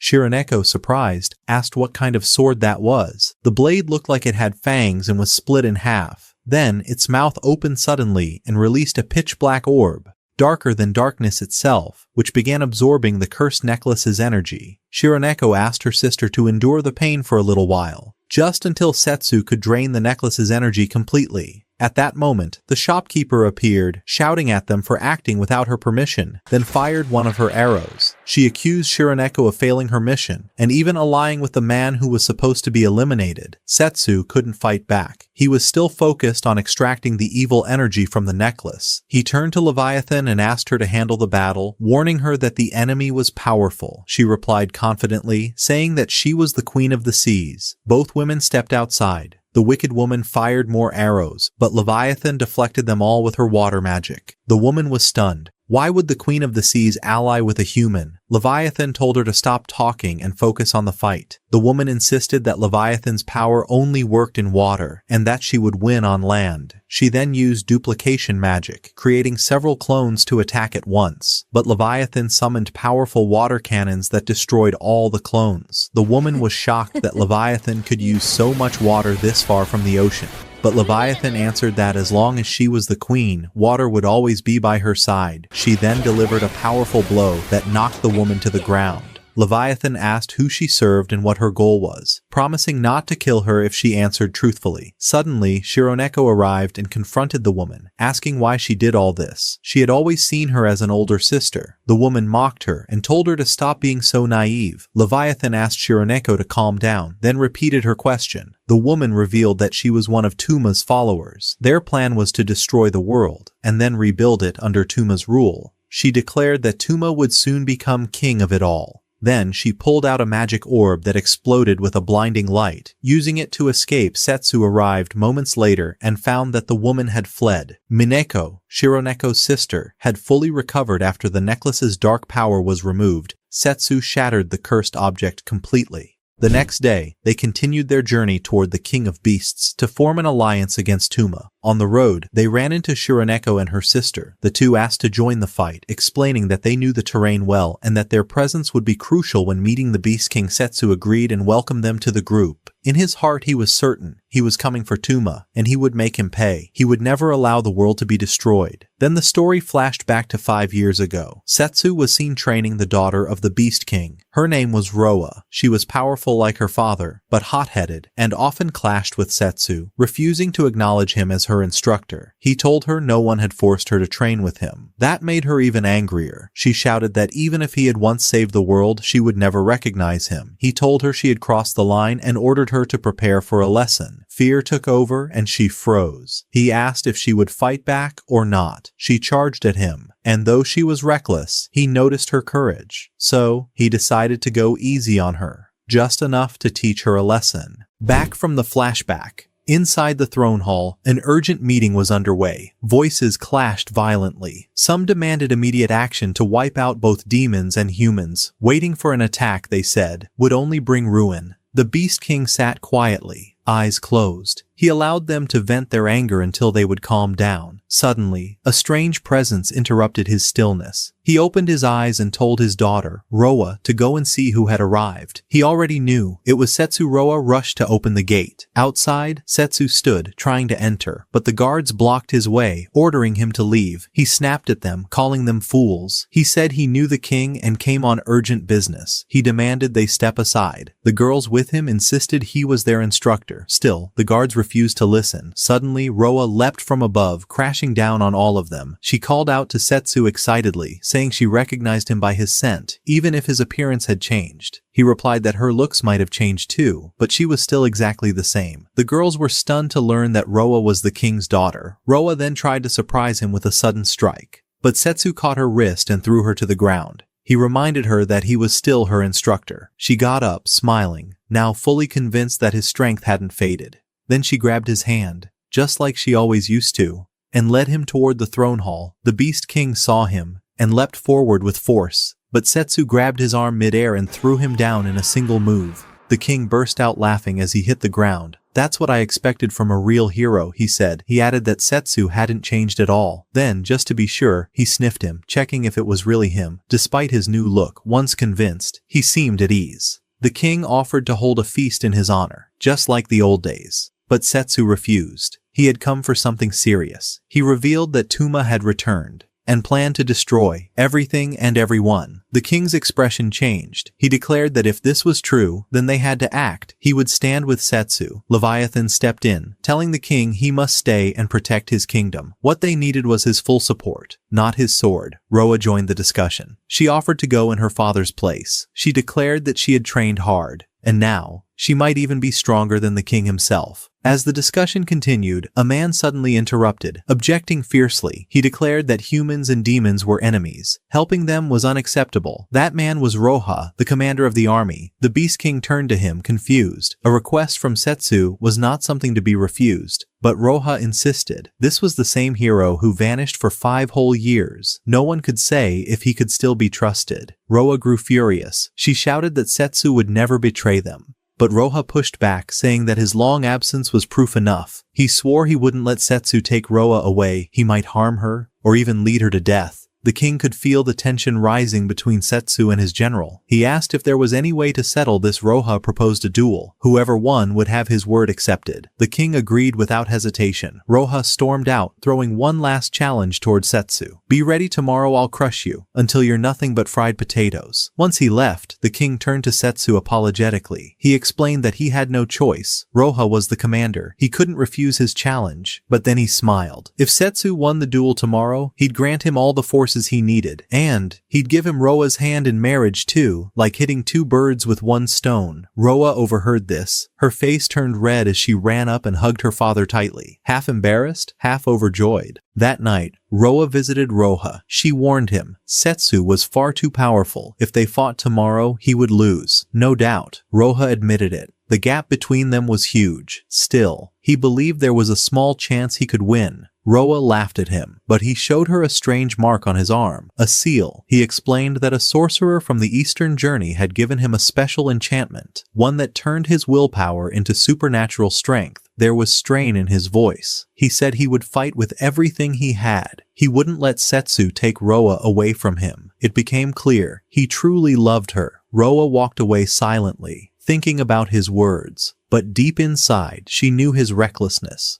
was the very reason she could never consider being with him in the first place. The next day, the battlefield was prepared. Crowds filled the arena to its limits. Everyone was cheering for Roha, the army commander. On the other side, the girls supporting Setsu stood proudly, chanting his name. He looked around, shocked by how many people had gathered. It really feels like an official tournament, he muttered. Roa stood beside him. She smiled and told him to give Roha a proper lesson. Then the Beast King raised his hand and made the announcement. The duel would end when one of them could no longer fight. He declared the match open to decide who would marry his daughter. Roha attacked first, charging in with his claws, but Setsu dodged with ease. Still, he noted that his opponent's movements were fast. Frustrated by the constant evasion, Roha growled. He activated his flying claw technique and unleashed a heavy strike, but Setsu blocked it effortlessly, then countered with a slash that left a cut on Roha's face. Setsu smirked. At this level you'll lose instantly. Show me your real strength. The words stung. Roha's rage boiled over. I'll make you regret mocking me, he roared. He activated his beast transformation, turning into a massive wolf. Roha called out, warning Setsu that Roha's power in that form was overwhelming, but he didn't even flinch. The giant wolf lunged. Setsu grabbed him by the tail, then slammed him into the ground in a single blow. Roha's eyes lit up.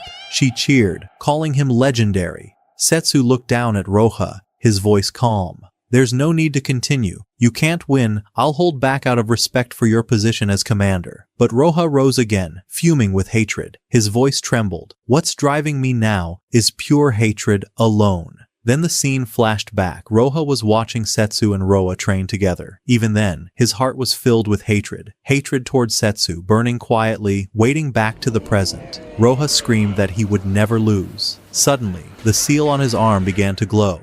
His body transformed. Muscles exploded in size. His skin tore open. Blood started pouring down. Setsu struck the ground hard, cracking the entire arena floor. The crowd trembled in fear. The Beast King ordered everyone to evacuate. It was no longer safe. Setsu rose and looked at the beast. That's not normal power, he said. It's cursed magic. Definitely. Roha's body continued to mutate wildly. Leviathan sensed the danger and quickly threw Setsu his sword. You'll need this, she shouted. He caught it instantly. The next moment, the beast charged. Setsu slashed and severed one of its arms. But then, the arm grew back. Setsu realized his opponent had regeneration. Roha rushed forward to defend him. He saved her just in time, pulling her away before the monster struck. You could have died if you stayed there, he told her. But she clenched her fists. Let me face him, she said. Setsu refused. The curse could harm her too. At that moment, a voice echoed. The same voice that had been whispering to Roha all along. Then the beast's head shattered completely. From inside, Tuma emerged. He smiled, cold and mocking. Long time no see, Setsu, he said.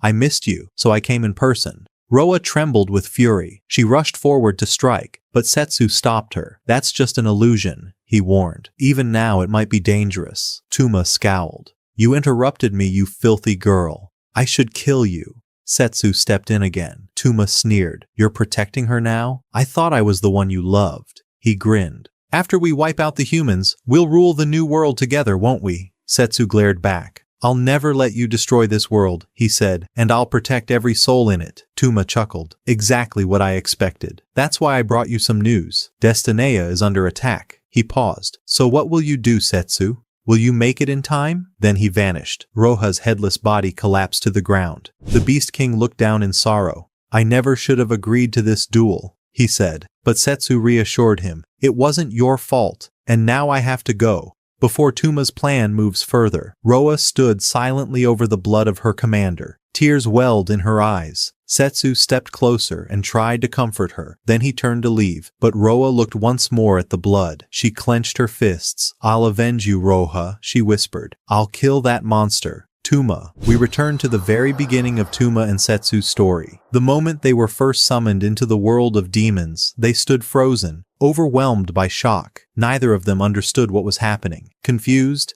they looked around, until the Demon King stood before them and spoke. He told them they were the chosen heroes, summoned to save his kingdom from a brutal war that had erupted between humans and demons. That's when they both realized they were from the same world, and had been brought here by force. Setsu exploded in anger. Dare you summon us without permission? He shouted at the king. But the king ignored his rage. Later, Setsu vented his frustration through intense training. Tuma, meanwhile, stayed quiet, then asked a single question. After all that happened, do you still have the will to fight? He told Setsu this world was crawling with demons and powerful beasts. There were only two options. Fight to survive, or die uselessly on the battlefield. Setsu tried to calm him down. Don't think about the past now, we have no choice. We need to win this war. Tuma looked shaken. You mean, we'll risk our lives for people we don't even know? Setsu nodded. Don't worry, we'll give it our all, and we won't give up no matter what. Later, as they walked back to their room, Setsu spoke again. I know it's a huge risk, trying to end this war, but it'll be all right. Tuma mumbled, nervous.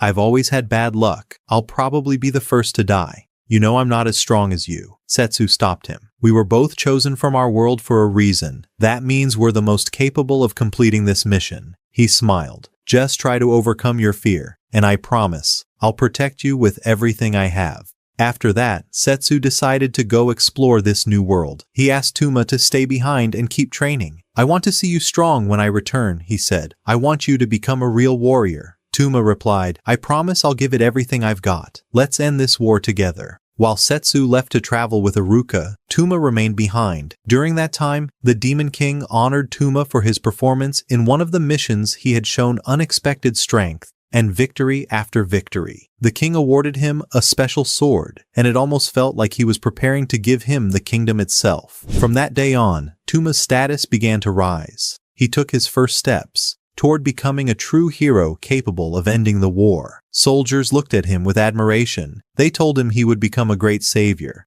But Tuma kept his focus. "The important thing now," he said, "is getting ready for the next battle." They replied with fire in their hearts, "We're ready to die beside you on the front lines." And then, the next war began.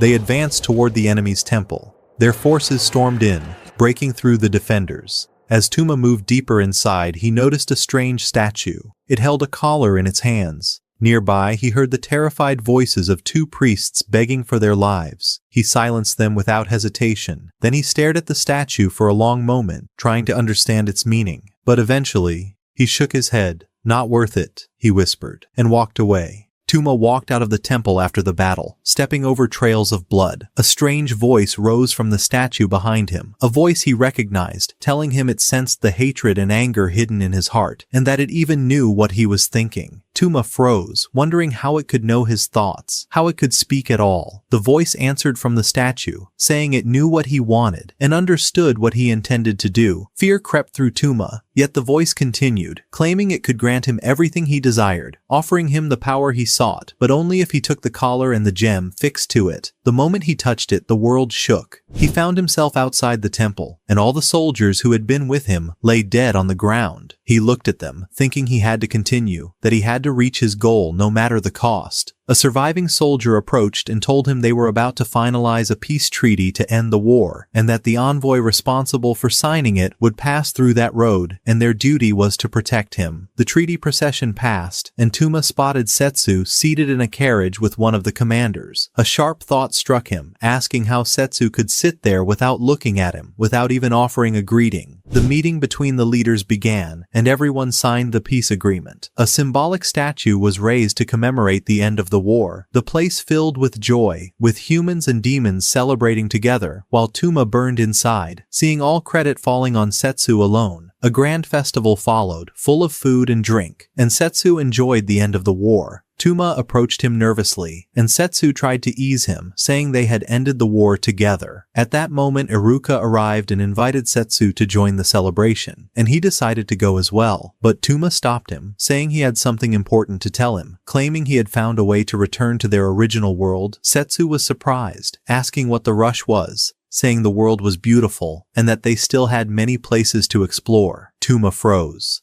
The words of Setsu struck him like a blade. How could he want to stay here? How could he leave him so easily? Suddenly the same voice from the temple whispered in his head, telling him it felt his anger and the bitterness filling his chest, saying Setsu would return one day but not now, and that Tuma could leave alone if he wished. The words hit him like lightning. His heart trembled, and he felt betrayed. Inside he screamed, asking why Setsu would leave him, insisting he would not let anyone take him away, swearing that if this world tried to steal him, he would destroy it. He would bring down humans, demons, and beasts, burning everything until Setsu returned to him again. From that moment, Tuma was filled with hatred and darkness. His affection for Setsu twisted into a deadly obsession. The battle erupted between them without warning, and the fight was brutally fierce. Tuma had lost all sanity. Setsu stared at him in shock, asking him what he was doing, but Tuma insisted that Setsu was the foolish one, saying he had to return to their path and finish what they had begun together. Iruka and the others watched from afar, unable to approach. In that moment, Tuma's power surpassed Setsu's, strengthened by the cursed gem.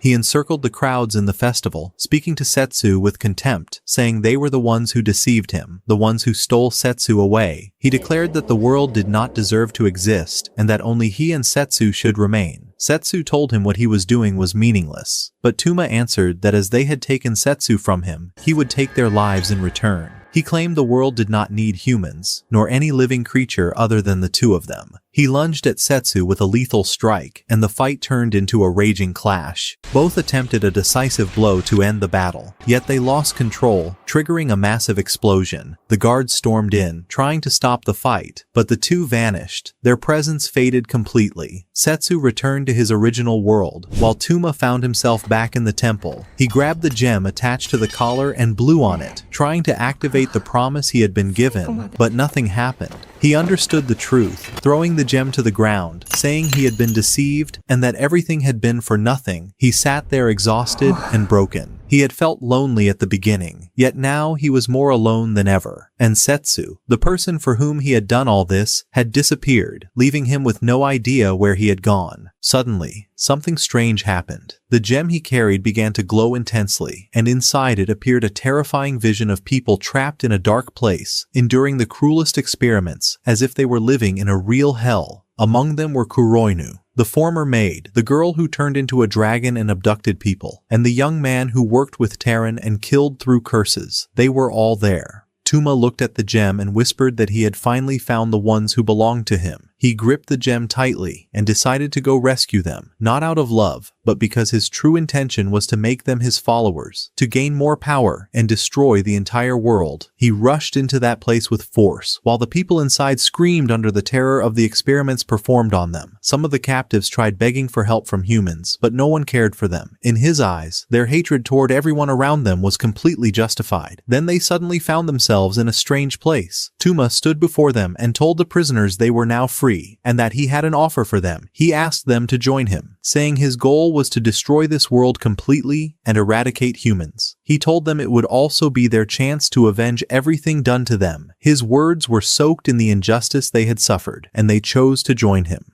Soon their wounds healed, and they set out to begin the first steps of their plan to destroy the world. And this was the story of Tuma and Setsu. If Tuma was right, let me know in the comments. At that moment, the human army arrived at the borders of the demon continent. Even the summoned heroes were still overwhelmed with fear. They finally reached the continent, yet the humans were not ready to retreat from the war. Their goal was to annihilate all demons to prove the strength of humanity. But Tia suddenly sensed an overwhelming presence from within the continent. To her, there was only one explanation. Tuma was in the demon continent. Grine realized the demons were innocent and that their real enemy was Tuma, but the commanders refused to accept that. Yuhi told them she was certain Setsu was doing everything he could to stop the war, saying she trusted him more than she trusted herself. Iruka agreed, saying their duty now was to protect the kingdom's defenses as much as they could. The human army finally arrived, and the demon army was already prepared, waiting for them. The battle ignited, and it was a brutal clash.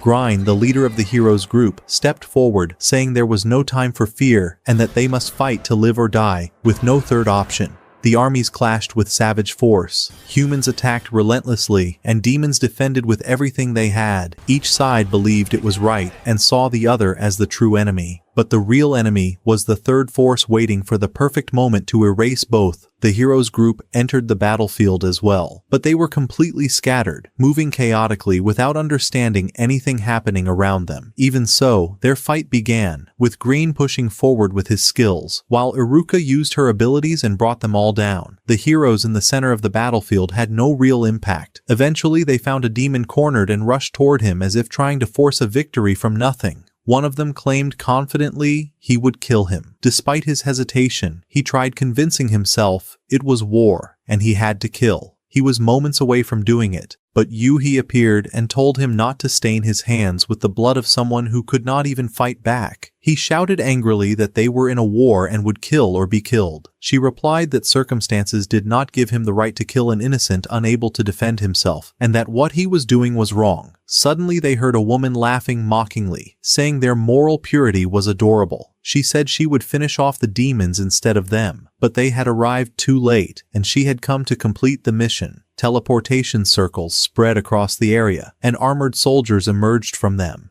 Yuhi was shocked, remembering seeing them on her first day in this world, when Setsu had wiped them out with a single gesture. Then Elise, the girl who had mocked them before, appeared and began tearing through the human soldiers. Anyone who approached her was split in half instantly. The demons thought these armored soldiers belonged to Disaster, the demon queen, but the soldiers attacked them as well. The third faction had officially entered the war. Yuhi cast a spell and froze a large number of the soldiers, but the shocking part came when they stood back up. They had all been dead from the start, soulless soldiers. At that moment, Amal appeared and rushed toward Elise. Tia recognized her from before when she had been with Setsu, but unfortunately, Elise had been cursed earlier with Melora's curse, turning her into a puppet controlled whenever Melora wished Iruka's anger ignited, and she rushed forward to attack. But Elise blocked her path. Iruka tried speaking to her, saying she was her friend, saying she was Iruka, Setsu's companion, but Melora's curse was strong enough to erase her awareness completely. Melora began using her power and summoned monsters. She called forth 4 creatures of extremely high tier, beasts that looked almost mythical. They charged forward, attacking without end. Iruka managed to slay the serpent. Grain brought down the raging bear with a single strike. Tia dropped the dragon with one spell, as if a terrifying trio were fighting a single line of enemies. Only one beast remained, and Yuhi stepped forward and finished it. That was when Melora's fury exploded, and she ordered Elise to kill them all. The battle between Elise and Grind began. Grind struck her with a powerful blow that knocked her unconscious. Only Melora was left standing. Iruka attacked her, and this time her blade pierced Melora's heart. It should have been the end, but Melora rose again, driven by a reason stronger than death itself: revenge. Her body had undergone horrific modifications in the past, leaving her with 2 hearts because of the brutal experiments she had endured. She had become a weapon, a bomb of vengeance. She unleashed her secret technique and summoned a colossal beast. The technique consumed her life force, but she didn't care. Revenge mattered more than life.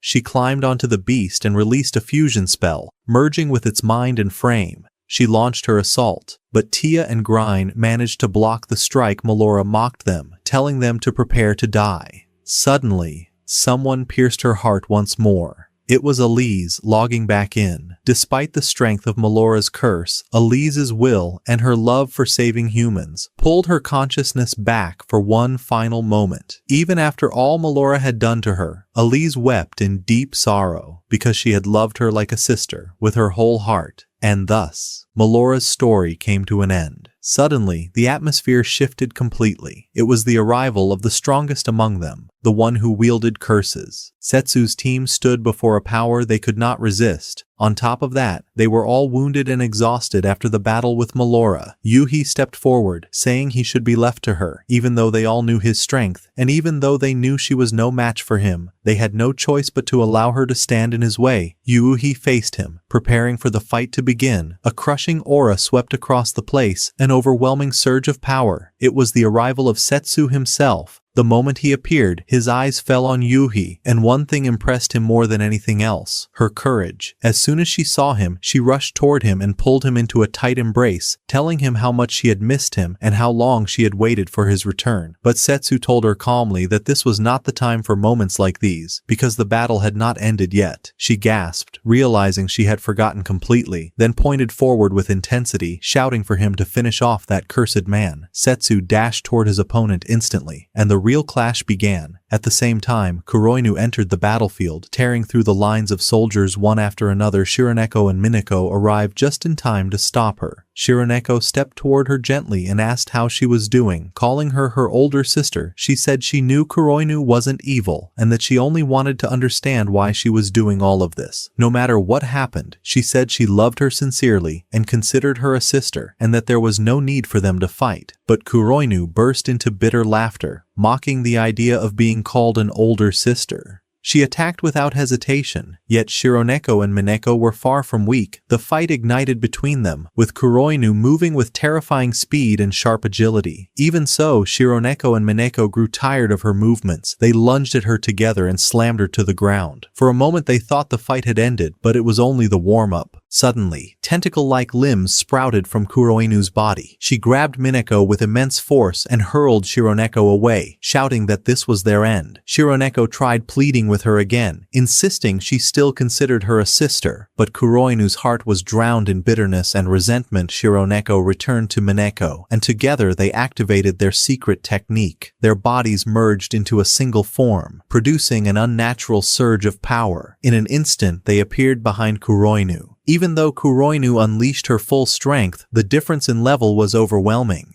The battle lasted only seconds before she was completely destroyed, and so ended the tale of Kuroinu, one of the wronged souls of this harsh world. Then the scene shifted to the demon soldiers. One of Tuma's followers appeared before them. They tried attacking him, but it was useless. His body was so solid that their swords could not scratch him, and with one strike he knocked them all aside. He tore off part of his clothes, as if preparing for a grim hour, and the soldiers trembled at the sight of his terrifying physique and power. At that moment, Roa arrived. She struck him with a blow strong enough to make him stagger back, a sharp hit that even made her own hand sting. She grabbed her arm and asked what he was made of, wondering if he was forged from iron. He answered her coldly, saying his body was indeed steel. He said humans had made him that way, capturing him in an abandoned place, subjecting him to experiments, torture, injections, and electricity, horrors fit only for the filthiest minds. The only person who understood their suffering and tried to help them was Tuma. But Roa shouted at him in anger, telling him to shut up and calling Tuma an evil man who wanted to destroy the world. He smiled mockingly and spoke with icy calm. He asked what the problem was and told her to let the world burn. He said Tuma was strong, and the strong always got what they wanted. When humans captured him, they had been the stronger ones, and that was why they did those things to him. His words were enough to ignite Roa's fury, and she lunged at him with a powerful strike. But it had no real effect. Her blows were nothing more than faint pricks to him, while his few attacks tore through her body and carved deep wounds. She tried strengthening herself gradually to break his body, but it wasn't easy. He activated his secret technique and transformed into a massive steel sphere with overwhelming power. He attacked Roa ferociously, nearly crushing her completely with no chance to resist. He taunted her, asking why she was exhausted so quickly, saying he wanted to enjoy himself a little more. Thinking she was dead, he turned to leave. But Roa rose to her feet, gasping for breath, telling him to stop. She said the battle wasn't over and wouldn't end unless one of them died. She began burning what remained of her life force, and that burning turned into a tremendous power that made her look like a human flame. She charged at him wildly, climbed onto his steel body, and delivered a barrage of blows with every ounce of life she had left. And indeed, she managed to split his body and break through his steel frame. But the surprise came when he detonated countless metal blades from within himself, stabbing into her until no part of her flesh remained unpierced. Even so, Roa refused to surrender. She grabbed the last remnants of her strength, broke the blades, and launched her final strike. It pierced through his body from one side to the other completely, and with that, she defeated him utterly. She too lost her life, and he stood there stunned by her strength, feeling a hidden admiration for her at the same time. He approached her, cast a healing spell, and brought her back to life. Roa was shocked, unable to understand why he saved her, why he reached out to her after everything that had happened between them. He told her that what impressed him was her arrogance, her pride, and her determination to defeat her enemies, even if the price was her own life. Then he collapsed to the ground, exhausted. Roa looked at him and asked why someone like him would work for Tuma. He answered that they were nothing but mutants in this world, worthless in everyone's eyes, with no one to care about them or grant them the right to live, and that Tuma was the only one who accepted them and understood their suffering. He told her to hold on to her pride and her worth as a fighter, because that was what kept her alive. We returned to Setsu, facing an opponent who struck him with a powerful blow, yet he blocked it with ease. The opponent then began using curses, activating a strong spell to immobilize Setsu, but it had no effect. His magical power exceeded all reason, leaving the enemy stunned, for he had never seen anyone like him before. Setsu told him to surrender and call Tuma, because he had no time for childish games and no desire to kill him. His opponent laughed maniacally, declaring that he would fight to the death, and unleashed his secret technique, which caused his eyes to erupt with overwhelming energy. Setsu prepared himself, knowing the end had come, and launched forward. His opponent's shield absorbed the strike, and the attack bounced off harmlessly. Setsu replied with a swift blow that sent him flying, thinking to himself that the enemy was weaker than he expected. But the battle did not end. Setsu rose again, strengthened himself, and unleashed his own special strike. a lethal blow that shattered his opponent's sword and destroyed his armor. He did not kill him. He only stripped him of his weapon and told him he could end his life whenever he wanted. He chose instead to break his arm and his blade because the fight was already over and continuing was pointless. But the enemy saw no meaning in living. He had been created for battle, and losing meant his end. He lunged forward in a final suicidal attack, leaving Setsu no choice but to respond, and so his life ended, and silence fell after a harsh battle in which the last of Tuma's followers died. With them ended the remnants of the crimes committed against them in the name of humanity. We return to Leviathan, who hurried on her way to check on the demon queen Desastre. Fortunately, she was safe, and she told her that the 3 strongest followers of Tuma had been defeated, and that the battle seemed to be turning in their favor. Leviathan felt overwhelming joy when she heard that, especially after learning that Setsu had already reached the battlefield. But shock struck when Tuma entered and said, "Did you really think victory would be this easy? It has been 5 years since I last saw you, and the last time was on the day of the peace treaty. Before coming here, I killed the Demon Queen's soldiers, and my goal now is to kill her myself." At that moment, Setsu was running at full speed toward the palace. He wanted to reach it before Tuma did something reckless.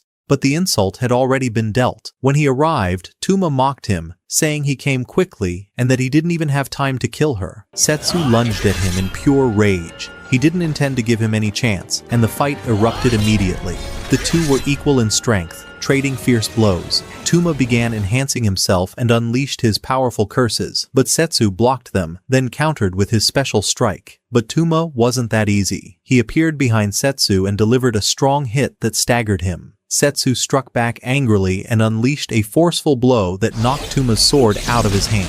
He had a chance to end him, but he refused. He threw his own sword aside and delivered a direct punch that shattered Tuma's face. Tuma then strengthened himself again, summoned his sword, and began turning it into a destructive weapon. He released a barrage of blows strong enough to destroy the entire palace, and even the nearby mountain crumbled under their force. Setsu understood he had to move immediately, because that weapon could obliterate the demon kingdom entirely. He dashed toward Tuma and pushed him far away from Leviathan and Desastre, dragging the battle with him. The fight grew fiercer than ever before, and Setsu managed to dodge all of Tuma's attacks. He summoned his sword and began absorbing all the surrounding mana, but his energy started leaking out, and in one moment he delivered a destructive strike that crushed his opponent Leviathan, and Desastre watched the battle unfold until the heroes group arrived and joined them. Setsu smiled when he saw them safe, then told Tuma, "Surrender. All your allies are dead, and I don't want to hurt you." But those words ignited the fire of hatred inside him. He had always felt that Setsu preferred everyone over him, abandoning him every time his heart overflowed with jealousy, and his power multiplied many times over.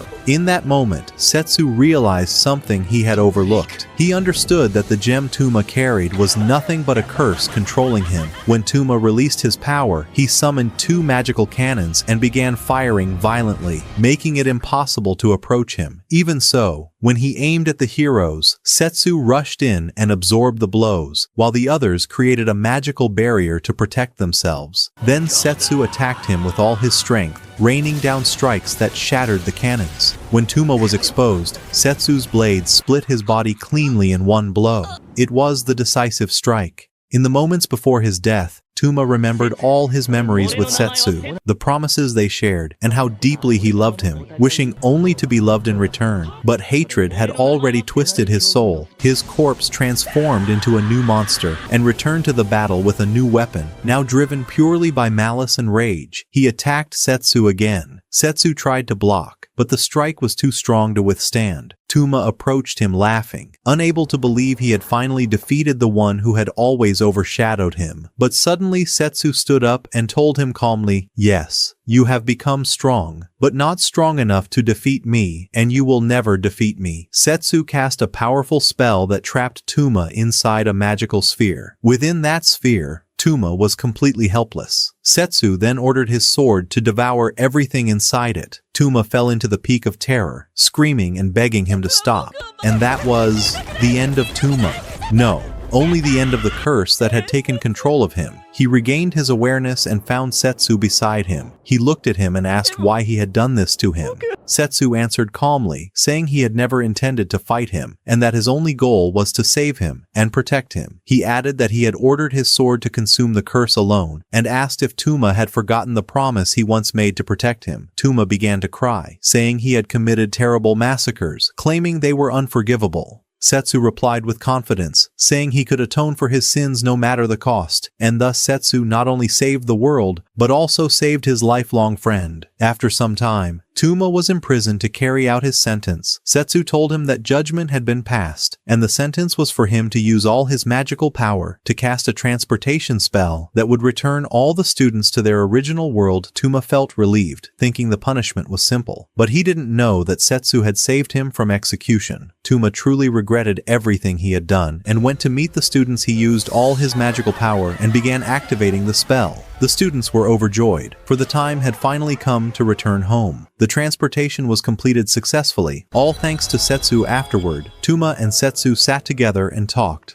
Tuma gave a faint smile, saying that atoning for his mistakes began from this moment, and that he would travel the world as Setsu once had, to learn what it truly wanted from him. Setsu agreed, telling him that this was the friend he knew, and from that moment, the era of wars ended. An era of prosperity began, and all of it was thanks to Setsu. Thus the tale of Setsu comes to an end. We hope you enjoyed the video. Until next time.